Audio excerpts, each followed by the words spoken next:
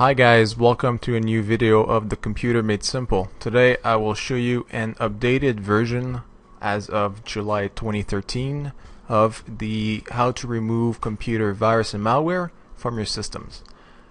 This is the system I currently use.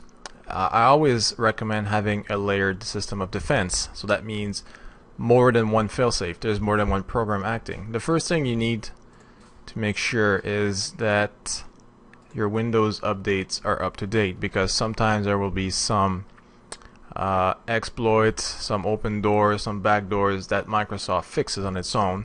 So it's important that this should say up to date. So your first task would be to go to Windows Update and update these. Once this is done, I like to install an antivirus and an anti-malware. For the antivirus, I like to use Avast. I used to use Microsoft Security Essentials, but now Avast free version, you can find out their website, I find is one of the best ones out there. Why? Because it's a fairly complete package. One thing I will say is when you get it, open it up, install it, and go to settings, and then come to sounds and turn it off. Otherwise, the annoying Avast women will keep talking to you. But if you install the free version, you will have 30 days of free protection. To register it, you simply have to give them your email address. They will send you some publicity, but it is giving you a free protection for a full year. And then you will have to re-register again after your full year is up. The nice thing about Avast is this thing called Software Updater. If you installed all the software on the computer you would, some like Java or Adobe Flash, these are the programs that are vulnerable to exploits. So this will tell you if it's up to date, if there's a new version available, and the software health. So right now critical because my Internet Explorer is not up to date.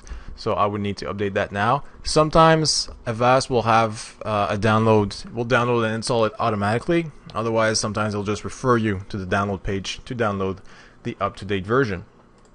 And you can come to summary to tell you if everything's alright, and your regular antivirus, and you can do some scans if you want. Now for the malware, I like to use Malwarebytes Anti-Malware, the free version. Personally, I use the pro version. It costs, I think, $25 still, and it's a lifetime subscription, so that's always nice. So click download free. It will redirect you to another site to download it once it's set up, and you can come open it up, install it, and you can perform a quick or full scan to make sure your computer is clean. If you are infected and you're not able to open any of these, please refer to my previous video. The steps to remove the virus and malware are still the same. So you would go into a safe mode, reinstall it, and then restart your programs, and from there clean your system.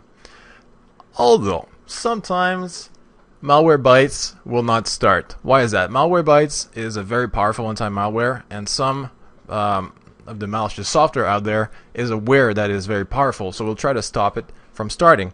If that is the case, if you can't start it the regular way by just clicking the icon, come to all programs, find your Malwarebytes folder, and then under tools you want to try to go for Malwarebytes Anti-Malware Chameleon. And as you click it, it will give you instructions on how you can start it. It will give you alternate links, and I have yet to see the Chameleon version fail. So as this is loading, another way you can start it is if you go in your programs files. Oh, here we go. If you go in program files for Malwarebytes Anti-Malware, so what the software or the virus or the malware does is it knows that Malwarebytes Malwarebytes application name is mbam.exe.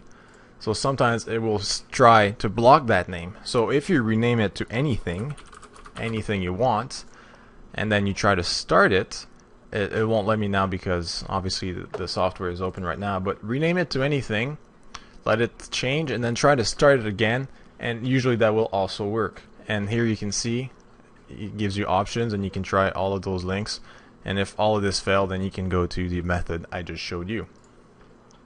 Also, another advanced version is you can come to msconfig, and msconfig will let you decide which software or programs are going to run during boot, so when your computer is loading up.